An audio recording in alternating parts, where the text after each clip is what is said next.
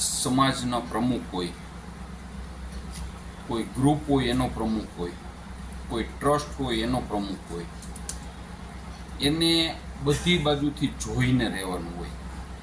નાનામાં નાની વાતનું ધ્યાન રાખવાનું હોય, નાનામાં નાના માણસનું ધ્યાન રાખવાનું હોય, અને પરિવારને કે આપણા ગ્રુપને કે આપણા ટ્રસ્ટને કેવી રીતે ઉપયોગી આપણે થઈ શકીએ એ કરવાનું હોય છે.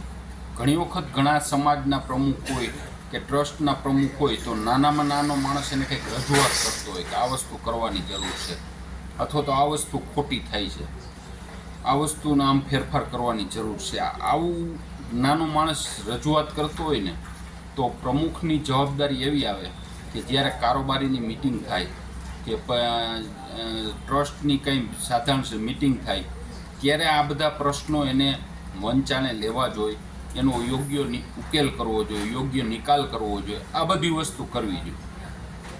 પણ ઘણી વખત એવું થાય કે કોઈક પ્રમુખ હોય ને આમ વીટો પાવર વાપરે. હવે એવું ધ્યાનમાં ન લેવાનું હોય, સાંભળે નહીં કોઈનું. નાનામાં નાનો વ્યક્તિ વાત કરે તો એની સાંભળે નહીં, એ કાંઈ લેવાનું ન હોય અને કાંઈને કાઢી મેલે. એને કોઈ સાંભળતા નહીં કે એ તો બોલ્યા રાખે, આમ કરી નાખે, તેમ કરી નાખે. એ વસ્તુ ખોટી છે. આવી વ્યક્તિને જે પ્રમુખ છે ને એ વ્યક્તિએ બધાનું સાંભળવું જોઈએ, બધાને સાથે રાખવા જોઈએ. નહીંતર એને પ્રમુખ પદેથી રાજીનામું આપી નીકળી જવું જોઈએ. કોઈ વ્યક્તિ છેટો પડી જતો હોય તો એને ભેગો રાખવો જોઈએ. આ બધી વસ્તુ કરવાની જવાબદારી ફક્ત ને ફક્ત પ્રમુખની હોય છે. આ એક છે કારોબારી ટ્રસ્ટ મંડળની આ બધી હોય છે જવાબદારી, એવું નથી. પણ પ્રમુખે તો ખાસ જવાબદારી લેવી. કોઈ પણ વ્યક્તિને ધૂતકારવો ન જોઈએ, કોઈ પણ વ્યક્તિનું અપમાન ન કરવું જોઈએ. પછી નાનામાં નાનો માણસ હોય, ભલે ખોટો પ્રશ્ન કર્યો હોય, કદાચ એને ખોટો પ્રશ્ન કર્યો હોય તો એની વાત કરવી જોઈએ કે ભાઈ આ વસ્તુ તારી ખોટી છે, કે આ વસ્તુ આમ ન થવી જોઈએ. આ તો કોઈ વસ્તુ રજૂઆત ઘણા ટ્રસ્ટમાં, ઘણા પરિવારના પ્રમુખમાં ઘણી વખત રજૂઆત કરવા ગયા હોય ને તો એવા ધૂતકારી કાઢે એને, અને એવી ભાષામાં વાત કરે, તમને શું ખબર પડે, હું અહીંયા પ્રમુખ બનીને બેઠો છું, મને ખબર હોય કે તમને ખબર હોય. ઘણી વખત ઘણી વસ્તુ છે ને આપણે મોટા માણસની નજર ન જાતી હોય, ત્યાં નજર નાના માણસની જાતી હોય, નીચેના માણસની નજર ત્યાં જાતી હોય કે આ વસ્તુ ખોટું થાય છે, સમાજમાં આવી વાતું થાય છે, સમાજમાં આવી ખોટી અફવા ફેલાય છે, તમારા હિસાબે તમે જવાબ નથી દેતા અથવા તો આવું આયોજન નથી કરતા એટલે આવી અફવા ફેલાય છે.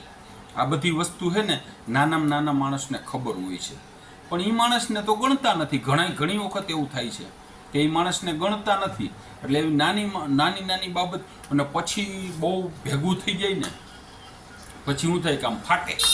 નાના માણસને કોઈની ગણતરી ન કરો અને એ પછી પાછા સમૂહમાં ભેગા થઈ જાય. અને ઘણી વખત સાધારણ સભા હોય કે ઘણી વખત કારોબારીની મિટિંગ હોય કે ક્યાંય મિટિંગ હોય ને ત્યારે આ બધા એકી હારે કયો ને ફાટે ને પછી ઘણી વખત એવું થતું હોય કે પ્રમુખનો મગજ જ ફાટે. મારે નથી રહેવું પ્રમુખ, આટલું મેં કામ કર્યું, મારે આ ટ્રસ્ટમાં રહેવું જ નથી, મારે આમ પરિવારમાં રહેવું જ નથી, આવું થાય. ને પછી છે ને એ પ્રમુખ બીજાના વાંક કાઢે, ઓલાએ આમ કરી નાખ્યું હતું, ઓલાનું મેં આટલું સારું કર્યું હતું, ઓલાએ આમ કરી નાખ્યું હતું. આવા કેટલાય બીજાના વાંક કાઢે અને પછી પોતાના વખાણ કરે, મેં આટલું આમ કામ કરી નાખ્યું હતું, મેં આટલું આ કર્યું હતું, આ કર્યું. ભાઈ પહેલેથી ધ્યાન દો ને, પછી રાફડો ફાટે ત્યાં તમે બધું આવું બીજા ઉપર આક્ષેપ કરો ને એમ કે મારે પ્રમુખમાં નથી રહેવું, મારે આમ નથી કરવું, મારે તેમ નથી કરવું. એ બધી વસ્તુ ખોટી છે.